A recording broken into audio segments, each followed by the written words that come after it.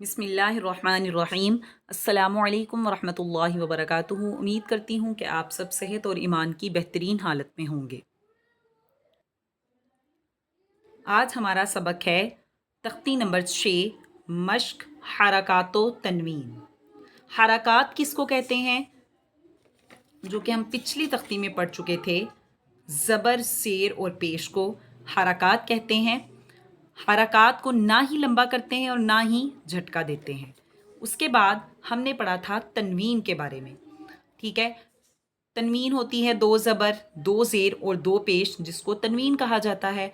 अब यहाँ पर जो चीज़ आ रही है वो है मश्क हरकात व तनवीन। मश्क कहते हैं प्रैक्टिस करने को। अब ये हरकात और तनवीन को मिलाकर जो वर्ड्स बनाए गए हैं ये उसकी प्रैक्टिस है। अब जी, यहाँ पर जो सबसे पहला हर्फ है जिसमें हरकात भी है और तनवीन भी है और उसके बाद एक अलिफ भी है जिसके ऊपर कुछ भी नहीं है, पहली चीज़। अब यहाँ पर मैं आपको इस अलिफ का मतलब भी समझाऊंगी कि यहाँ पर नूरानी कायदे में इसकी प्रैक्टिस क्यों दी गई है। और हम अब यहाँ पर पढ़ते हैं पहला हर्फ हमज़ा ज़बर अ, बा ज़बर ब, अबा। और यहाँ पर तीसरा वर्ड जो है हर्फ है दाल, 2 ज़बर दन, अबदन। इससे अलिफ पर जो है, अलिफ का दाल पर कोई भी फ़र्क नहीं पड़ा, इस तनवीन पर भी कोई फ़र्क नहीं पड़ा। हाँ, अगर वक्फ आ जाए यहाँ पर, यानी कि कुरान पाक की कोई ऐसी भी आयत हो कि जो आबादन पे ख़त्म मुकम्मल हो रही है और यहाँ पर आगे आयत ख़त्म हो जाए, मुकम्मल हो जाए, तो हम इसको कैसे पढ़ेंगे, अबदा। यानी कि हम उसको अगर जोड़ करके पढ़ते हैं सीखने की, अगर हम सीखने के लिहाज से पढ़ते हैं तो हम इसको पढ़ेंगे अबदन।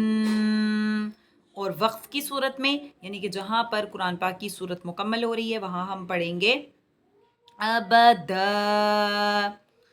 अब यहाँ पर अगला हर्फ है हमज़ा ज़बर अ, हा ज़बर हा, अह, दाल, 2 पेश दुन, अहदुन। और वक्फ की सूरत में हम इसको पढ़ेंगे अहद, जैसे कुल हुवल्लाहु अहद। इसी तरह से तीसरा लफ्ज़ है, हम हर्फ ब हर्फ पढ़ेंगे। हमसा, हमसा मैं इसको क्यों पढ़ रही हूँ, क्योंकि किसी भी अगर अलीफ के ऊपर कोई हरकत आ जाए तो वो हमसा बन जाता है। हमसा ज़बर अ, खौ ज़बर खौ, अखौ, ज़ैल ज़बर ज़, अख़ज़।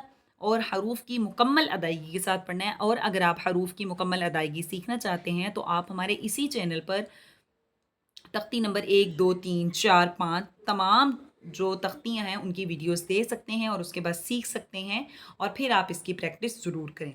हमज़ा ज़बर अ, ज़ाल ज़ेर ज़ी, अज़ी, नून ज़बर न, अज़ीना।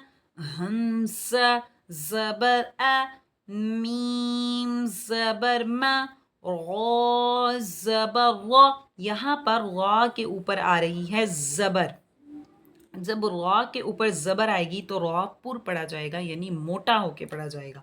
तो हम इसको पढ़ेंगे अमा ग़, हमज़ा ज़बर अ, नून ज़बर न, आना, बा ज़बर बा, खौ ज़ेर खी, बाखी, लाम ज़बर ला, बाखीला।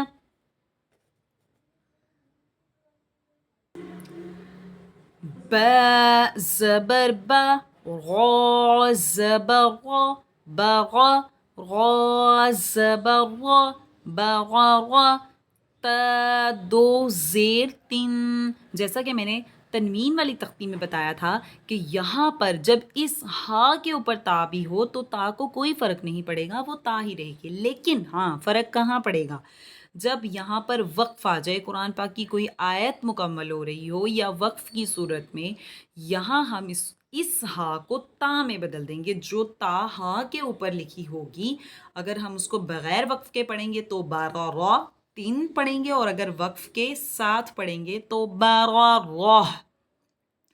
اسی طرح سے یہاں پر جیم زبر ج، عین زبر ع، جع، لام زبر ل، جعل، جیم زبر ج، میم زبر م، جمع، عین زبر ع، جمع، ح زبر ح، سین زبر س، حس، دال زبر د، حسد، ح زبر ح، شیم زبر ش، حش، را زبر را، حشر، خا زبر خا، شین زیر شی، خاشی، ژ زبر ژ، خاشیژ، خا زبر خا، لام زبر ل، خال، قاف زبر ق، خلق.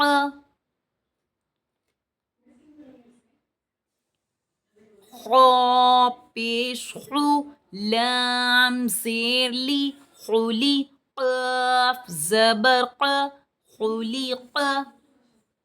تو دوستو اگر آپ کو ہماری یہ ویڈیو پسند آئی ہو یا اس کا آپ کو ذرا سا بھی فائدہ ہوا ہو تو ہمارے چینل کو لائک، سبسکرائب اور شیئر ضرور کر دیجیے گا، اور ایک پیارا سا کمنٹ کرنا نہ بھولیے گا. دعاؤں میں یاد رکھیے گا. اللہ حافظ.